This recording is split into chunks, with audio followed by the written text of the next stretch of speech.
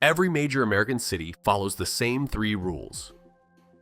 Grow toward your water, sprawl out in every direction, and build on solid ground. Sacramento breaks all 3. But here's the part nobody believes. When the river rose up to drown it, Sacramento didn't move an inch.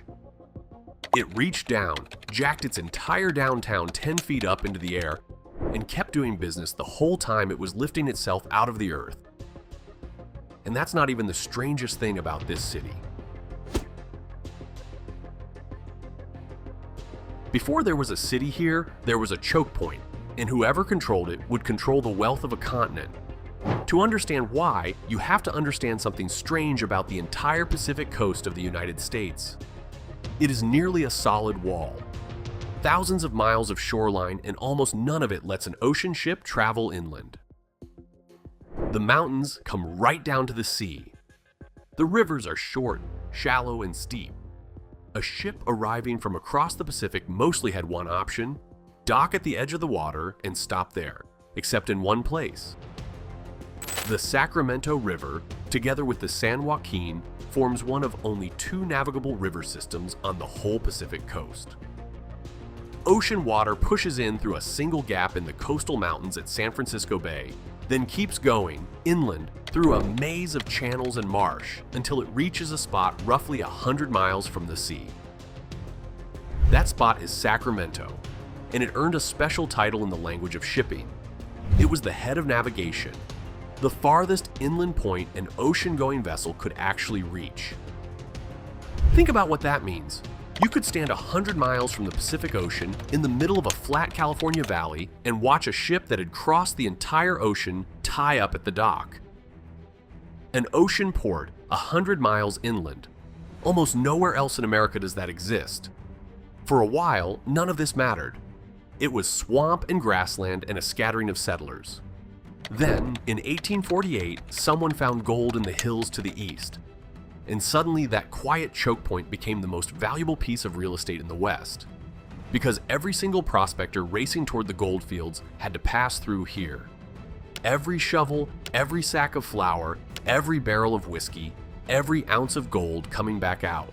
All of it funneled through this one narrow point where the ships met the land. A swamp became California's second biggest city almost overnight. The geography didn't just help Sacramento, it built it. But that same geography was hiding a lie, and it would take 13 years for the truth to surface.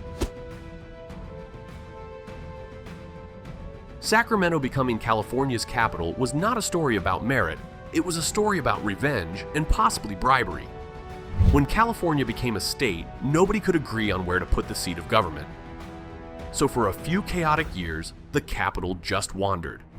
San Jose had it first. Then it moved to Vallejo. Then to Benicia. It was political musical chairs, a government packing up its papers and relocating every time the wind shifted. There was one obvious candidate that kept getting passed over on purpose: San Francisco. By the 1850s, San Francisco was the giant of the West. The money, the ships, the population, the power. And that was exactly the problem.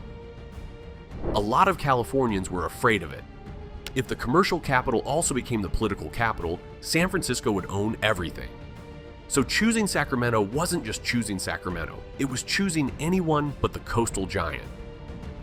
It was a smaller inland city getting picked specifically to keep a bigger city in check. But the deciding push may have come from something far less noble. There was a man named Samuel Brannan, and he was arguably the loudest, richest character in early California. Brannan owned roughly a quarter of Sacramento. He had a very direct financial interest in the Capitol landing right on top of his property.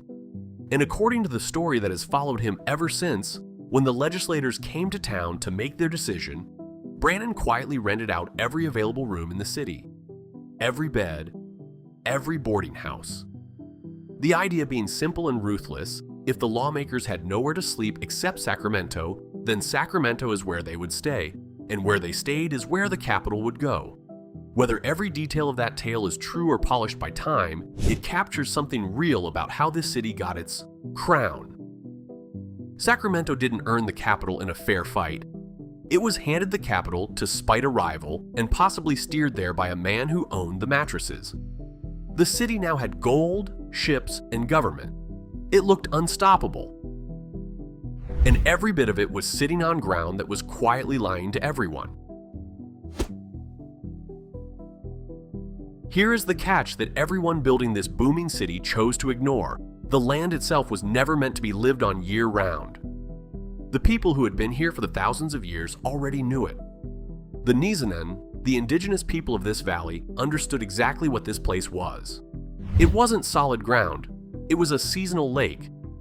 In the dry months, it looked like a perfectly good river plain. Flat, fertile, easy to build on. But when the rains came and the mountain snow melted, the rivers spread out across the whole valley floor and the land disappeared underwater. So the Nizanen used it the way you're supposed to use a floodplain, part-time. They lived on the higher ground when the water rose and returned when it fell. The newcomers didn't do that. They saw the dry season version of the valley, the flat and welcoming version, and they built a permanent city on top of it as if the water would simply agree to stay away. They put the entire thing, the docks, the shops, the government, right in the bottom of a bowl that nature had been filling and emptying for longer than anyone could remember. The city's single greatest strength, that perfect low spot where the ships could reach, was the exact same feature that made it a death trap.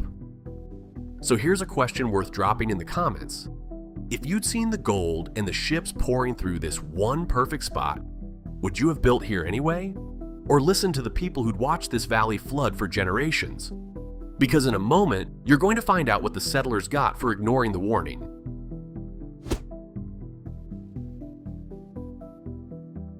In the winter of 1861, the sky opened over California and simply refused to close for 43 straight days. It rained without meaningful pause for over a month and a half. The mountain snowpack melted into the downpour. Every river in the region filled, then overflowed, then joined together into something that had no business existing in a modern American state: an inland sea. It stretched roughly 300 miles long and up to 60 miles wide, drowning the entire Central Valley from end to end. Farms, ranches, towns, roads, gone, all of it underwater. And Sacramento, sitting in the lowest part of the bowl, got the worst of it. The city went under, not ankle deep, not a bad afternoon of flooding. Sacramento sat beneath 10 to 20 feet of water for months. Homes filled to the second floor. Livestock drowned by the thousands. Downtown streets became channels you navigated by boat. The floodwater didn't recede in a week or a month. It sat on the city for roughly 6 months, refusing to leave. The consequences reached all the way to the top. The state government gave up and fled. The legislature packed up and evacuated to San Francisco because you cannot run a state capital that is currently underwater. California itself came to the edge of bankruptcy. And then there's the single image that makes the whole disaster real. A new governor, Leland Stanford, had just been elected. On the day of his inauguration, the ceremony went ahead as planned, except the streets were a lake, so Stanford was rowed to his own swearing in by boat. He took the oath to lead California, then reportedly had to travel back to the governor's mansion and climb in through a second-story window because the ground floor was submerged. Picture that, the most powerful man in the state, unable to walk into his own house through the front door. At this point, any sane city does the obvious thing. It gives up on the bowl. It packs up and rebuilds somewhere higher, somewhere drier, somewhere that isn't a lake half the year. That is what every rule of common sense demanded. Sacramento did the opposite. Instead of moving the city out of the water, Sacramento decided to move the water out from under the city by lifting the entire downtown into the sky. Read that again, because it's one of the most audacious things any American city has ever done. They did not relocate. They did not surrender the low ground. They chose, block by block, to physically raise their whole downtown, roughly 9 to 10 feet higher than it had been. They would jack up the streets, jack up the buildings, and haul in enough dirt to bury the old ground level entirely, putting the city up out of the reach of the river. And the truly staggering part is that they did it while the city stayed open for business. This wasn't a quick project. It unfolded over something like 15 years. Brick buildings were lifted on massive screw jacks, inch by careful inch, while the shops inside them kept selling. Crews raised the streets around them and filled the gap underneath with soil. Where a storefront's front door used to open onto the sidewalk, now it opened onto a wall of dirt. So the second floor became the new first floor, and the old ground floor got swallowed. Not everyone could afford to go along with it. Raising a building cost money, and plenty of owners simply couldn't pay. So they gave up their ground floors. Those old first stories were left behind, sealed under the new, higher street. And here's the part that turns this from a history lesson into something you can go touch. It's all still down there. Beneath old Sacramento today, there are buried storefronts and hollow spaces under the sidewalks, the abandoned ground floors of a city that climbed up over its own head. You can walk the streets above and know that a whole older layer of the city is entombed just beneath your feet. The flood tried to erase Sacramento. Sacramento answered by burying its old self and standing on the grave, and what happened next should have been impossible, because this flood-ruined swamp was about to become the most powerful place in the American West. The city that had just spent 6 months underwater somehow became the launch point for the biggest infrastructure project in American history. Just 2 years after the Great Flood, in 1863, ground was broken at K Street in Sacramento for the western end of the Transcontinental Railroad, the line that would finally stitch the two halves of the country together with iron.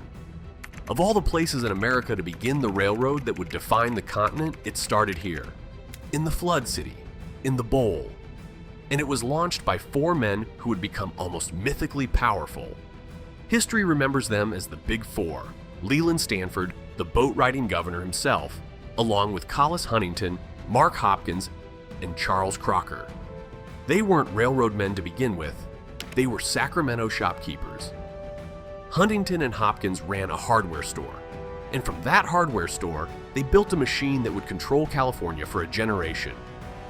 Once they had the railroad, they didn't just move goods, they owned the arteries of the entire state economy, and they used that grip without much mercy. They set the shipping rates that farmers and merchants had no choice but to pay. They shaped which towns lived and which withered depending on where the tracks went.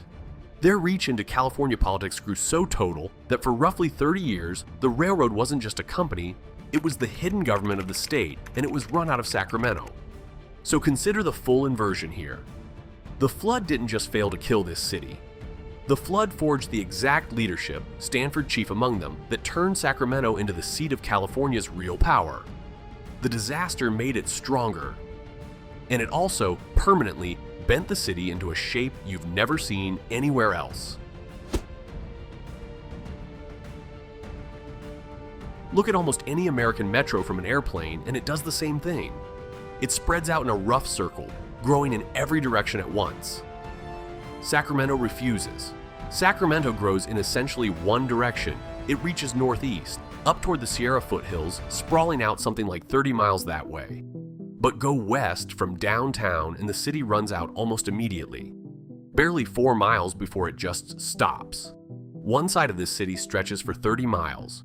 The other side dies in 4. No natural city grows like that. Something forced it. That something is, once again, the flood. To the west of downtown sits the Yolo bypass, and it is one of the most remarkable pieces of geography in urban America. It's a flood basin, roughly 40 miles of open land, deliberately left almost completely empty. It is engineered to flood. When the rivers swell, the bypass is designed to swallow the excess water and carry it safely past the city, protecting close to 1 million people living in the region. Which means the city legally and physically cannot expand west. You can't build a suburb in a basin whose entire job is to fill with water, so the city can't go that way. And to the north and south, much of the land is locked up as protected farmland, some of the richest agricultural soil on the planet. So the growth had nowhere to go but northeast into the higher, safer foothills. The result is a metro area with a shape that looks almost deliberate, almost lopsided when you see it from the sky. That is not an accident of preference, that is a scar. The Great Flood reached forward more than a century and physically decided which way this city was allowed to grow. But the flood's inversions aren't the only ways this place runs backwards. Some of them are almost gentle by comparison. Here's a smaller contradiction that still fits the pattern perfectly. Sacramento is famous today for the exact thing it once completely lacked. Modern Sacramento is often called the City of Trees, and it earns the name. By many counts, it has one of the highest numbers of trees per person of any city on Earth. Drive through its older neighborhoods in summer, and the streets vanish under a green canopy so thick it feels less like a valley city and more like a forest with houses tucked inside it. The tree cover is genuinely one of the defining features of the place. Except that's not how it started. When settlers first arrived, this stretch of valley was so open and bare that the early nickname for the area was the City of Plains. Flat grassland, wide sky, almost no trees to speak of. The lush canopy that shades the city today wasn't natural. It was planted, street by street, decade by generations of residents determined to grow shade into a place that had none. So even the city's leafy identity is an inversion. A treeless plain became one of the most tree-covered cities in the world, entirely by human stubbornness. It's a lighter twist than the flood. But the next inversion isn't light at all, because the very isolation that was supposed to protect this city may have quietly poisoned it. There's a growing body of research suggesting that choosing an isolated inland capital doesn't just shape a city, it can corrode a democracy. Remember why Sacramento got the capital in the first place. It was chosen inland, away from the coast, partly to keep the seat of power out of the hands of San Francisco. At the time, that felt like a safeguard. Put the government somewhere separate, somewhere insulated from the biggest concentration of money and people, and you protect it from being captured. But researchers, including work out of Harvard, have looked at capitals that sit far from their state's main population centers. Places like Sacramento, like Albany in New York, like Springfield in Illinois, and found a troubling pattern. Isolated capitals tend to line up with measurably higher corruption. They tend to see lower voter turnout. They tend to have weaker public accountability. The logic is unsettling but makes sense. When the capital sits far from where most people live, fewer eyes are on it. Fewer journalists, fewer engaged citizens, less daily scrutiny. And in that shadow, the people who do show up, the lobbyists, the insiders, the ones paid to pay attention, gain outsized influence. So the very inland isolation that Californians chose in 1854 to protect their democracy from a coastal giant may have quietly done the opposite. It may have made the government harder to watch and therefore easier to bend. And Californians seemed to sense something was off. In 1893, there was a genuine push to move the capital away from Sacramento back toward San Jose. It actually went to a public vote. But the effort was struck down by the state Supreme Court, and the capital stayed exactly where Brannan's mattresses had planted it. Sacramento kept its crown. And it kept its risk. Because the thing that nearly destroyed it in 1861 never actually went away. Everything you've heard so far is history, but the sea that drowned this city in 1861 is not finished with it. Scientists have a name for that kind of catastrophe now. They call it an ARkStorm, a massive atmospheric river event capable of dumping weeks of relentless rain on California, exactly like the storm that created the Sacramento inland sea in 1861 and 1862. And the unsettling truth is that these are not freak, once and forever events. The geological record shows the valley has flooded like this over and over across the centuries. It's not a question of whether the valley can become a sea again. It already has, many times. It's a question of when. The modern estimates are staggering. The USGS has modeled what a repeat of that great flood would do to today's California, and the projected damage runs as high as $725 billion. To put that in perspective, that's nearly triple the estimated damage of a major Southern California earthquake, the kind of quake people spend their whole lives fearing. The flood scenario is worse, and Sacramento is at the center of the bullseye.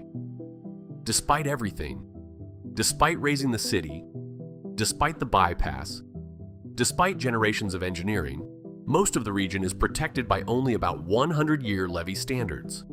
That's a far lower level of protection than a city of this importance, sitting in a bowl this deep, would ideally have. So the same forces that built Sacramento are still sitting right underneath it. The rivers, the valley, the bowl, the seasonal lake the Nizhnan warned about, none of it left. It's all still there, patient, waiting for the next 43 days of rain. The city lifted itself once. The question hanging over Sacramento is whether it's ready to face that water a second time.